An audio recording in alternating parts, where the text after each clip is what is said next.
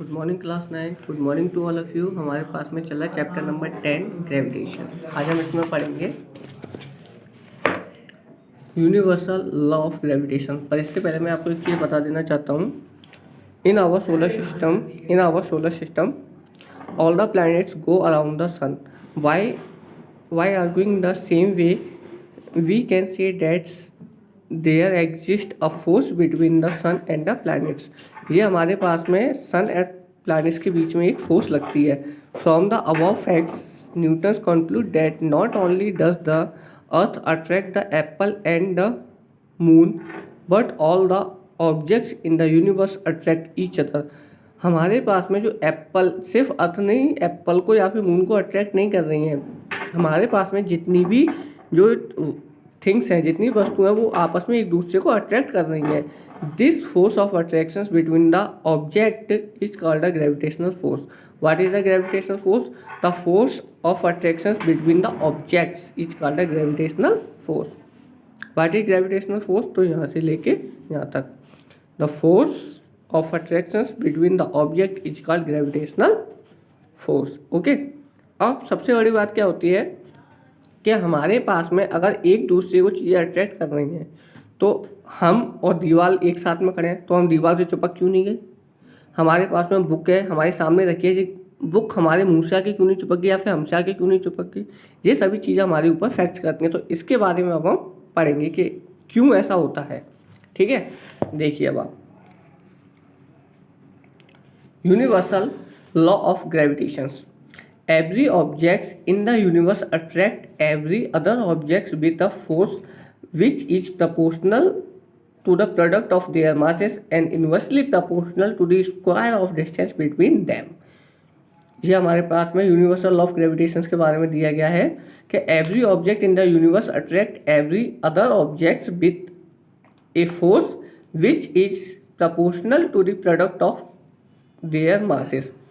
हमारे पास में जो ग्रेविटेशनल फोर्स है, मतलब यूनिवर्सल ग्रेविटेशनल फोर्स है, वो क्या है? वो डायरेक्टली प्रोपोर्शनल है to the product of their masses, यानी कि इनके मासेस के डायरेक्टली प्रोपोर्शनल है, और इनवर्सली प्रोपोर्शनल है square of the distance between them. इनकी स्क्वायर मतलब इनके बीच के डिस्टेंस के स्क्वायर के इनवर्सली प्रोपोर्शनल है। यानी कि अगर मैं आपको इसको एक्सप्लेन करना चाहूँ तो मैं कैसे एक्सप्लेन करूँगा? देखिए एक बार आप, तो देखिए मैं आपको बताना चाहता था कि जो हमारे पास में मान के चलिए ग्रेविटेशनल फोर्स है ग्रेविटेशनल फोर्स है F, तो वो इन डायरेक्टली प्रोपोर्शनल किसके है? M1 और M2 मासेस के। तो M1 क्या है हमारे पास में? मान लो मास ऑफ अर्थ है, मास ऑफ अर्थ है, और M2 हमारे पास में मास है, mass of the other object, mass of other object.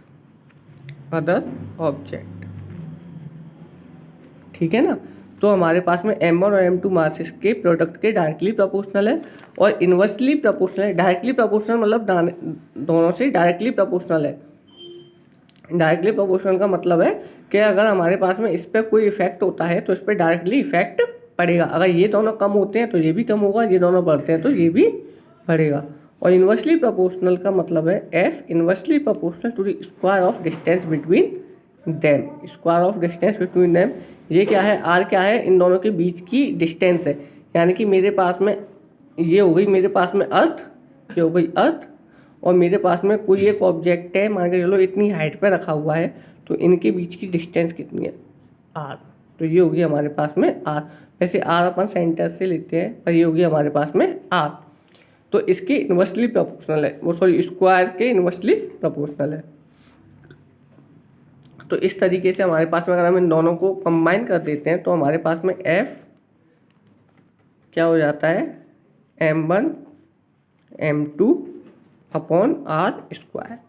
जब हमारी डायरेक्टली प्रोपोर्शनलिटी के साइन को हटाने के लिए हम एक वैल्यू लगाते हैं G की, F इज इक्वल टू, जो डायरेक्टली प्रोपोर्शनल का साइन हटाने के लिए अपन एक वैल्यू रखते हैं, constant value G M1 M2 बराबर के R स्क्वायर।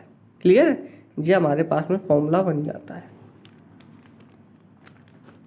तो क्या बोला, F directly proportional to the m1 m2 inversely proportional to the square of distance between them, and इन दोनों को कंबाइन किया तो m1 m2 upon are square, उसके बाद में f equal to G m1 m2 directly proportionality के sign को हटाने के लिए अपन एक कांस्टेंट लगाते हैं g, इसको बोलते हैं ग्रेविटेशनल कांस्टेंट। क्या बोलते हैं, ग्रेविटेशनल कांस्टेंट। ठीक है ना, इसकी एक फिक्स वैल्यू होती है, अभी आपको सब बताऊंगा। उसके बाद में ये हमारे पास में डायरेक्ट फॉर्मूला बन जाता है। अब आते हैं अपन बुक के ऊपर। देखिए जैसे कि ये हमारे पास में कोई दो ऑब्जेक्ट हैं, इनके बीच की डिस्टेंस होगी d, और इसका मासेस है m1, मान के चलो इसका मासेस है कैपिटल M, ये हमारे पास में मास ऑफ अर्थ हो गया या फिर कोई अदर ऑब्जेक्ट हो गया, और ये हमारे पास में इसका हो गया मास m। सही है, कैपिटल M और स्मॉल m, इनके बीच की डिस्टेंस है वो कितनी होगी, d हो गई। मैंने अभी r ली थी लेकिन इसमें हो गई d। और फिर उसके बाद में हमने डायरेक्ट किया था, इसमें क्या किया था देखो आप, कि इसको जब मैंने डायरेक्ट दोनों को इस इक्वेशन को और इसको कंबाइन किया था तो मेरे पास में ये आया था। और फिर उसके बाद में डायरेक्टली प्रोपोर्शनलिटी के साइन को हटाने के लिए मैंने जी लगाया था। इन्होंने हमारे पास में डायरेक्ट फॉर्मूला दे दिया है, तो ये बनता है। क्लियर है, डी की जगह पे मेरे पास में आर स्क्वायर था वहाँ पे। अब इसको पॉज कर करके देखना, क्लियर दिखाई देगा आपको। इसमें यहाँ पे मैंने आर लिया था, तो ये हो गई एफ इजिकल टू, और अब इन दोनों के बीच की डिस्टेंस क्या है, डी है, तो F equal to G M upon D square. इसका मतलब क्या है कि हमारे पास में एफ जो फोर्स ऑफ ग्रेविटेशन है जो किसी ऑब्जेक्ट के ऊपर लगती है वो होती है F equal to G M upon D square, या फिर हम m1 और m2 अपॉन डी स्क्वायर ले सकते हैं। जो होती है gravitational force between the two uniform objects is directed along the line joining the centre. हमारे पास में जो फोर्सेस है वो टूवर्ड्स द सेंटर डायरेक्ट लगती है। क्लियर है, let two objects A and B of masses m and the m lies at a distance d from earth other as shown in figure.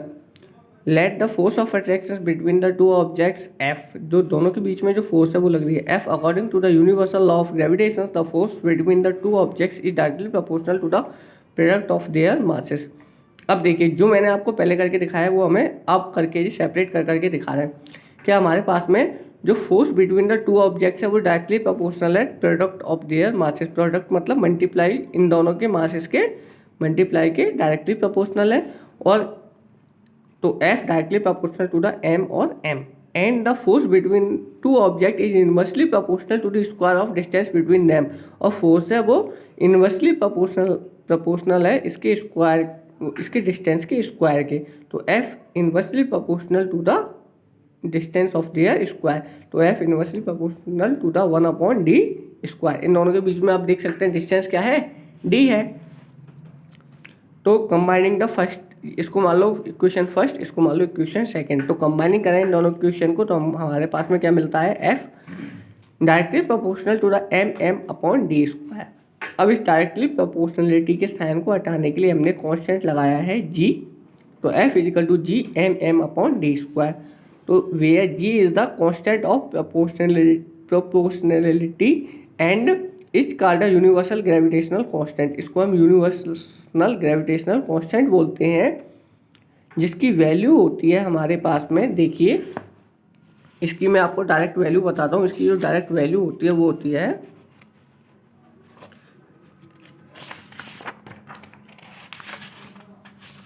इसकी जो हमें डायरेक्ट वैल्यू रखनी है वो हमें रखनी है इसकी, ये रही 6.67 into 10 to the power -11 newton metre square पर kg स्क्वायर। ये हमारे पास में जी की हमें डायरेक्ट वैल्यू रखनी है न्यूमेरिकल्स में। ओके ठीक है, जो हमें जी की वैल्यू रखनी है डायरेक्ट वो रखनी है 6.67 इंटू 10 टू द पावर -11। तो मैं अब आपको एक बार बता देता हूँ। देखिए जैसे अभी अब मेरे पास में जो फॉर्मूला निकल के आया है, इससे F directly proportional to the m1 m2, F inversely proportional to the square of distance between them, और उसके बाद में कंबाइन किया तो F directly proportional to the m1 m2 और अपॉन डिस्टेंस और square of distance between them, यानी कि m1 m2 upon are square. फिर हमने डायरेक्टली प्रोपोर्शनलिटी के साइन को हटाने के लिए जी लगाया है इसमें ग्रेविटेशनल कांस्टेंट। उसके बाद में जो जी की हमारे पास में वैल्यू आती है वो आती है जी इजकल टू 6.67 इंटू 10⁻⁻11। तो इसको अगर मैं इसमें पुट करता हूँ तो मेरे पास में डायरेक्ट फॉर्मूला बनता है एफ इजिकल टू 6.67 इंटू 10⁻⁻11 और m1 m2 upon are square.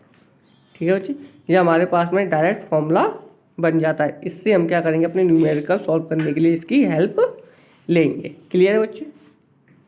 ठीक है, अब हमारे पास में इसके ऊपर कुछ न्यूमेरिकल्स आते हैं जिनको हम अपनी नेक्स्ट क्लास में देखेंगे। Okay students, thank you to all of you.